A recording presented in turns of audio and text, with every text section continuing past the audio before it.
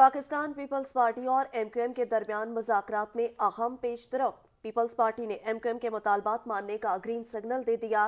Governor Sindh Kamran टेसूरी का किरदार अदा करने का फैसला। ज़राए के मुताबिक एमक्यूएम खालिद मकबूल सदीकी और कामरान टेसूरी के दरमियान राब्ता हुआ है। शाहिद इजाज़ ने हमें ज्वाइन किया। शाहिद, बताइएगा, मुज़ाकरात में अहम पेशरफ्त हुई है?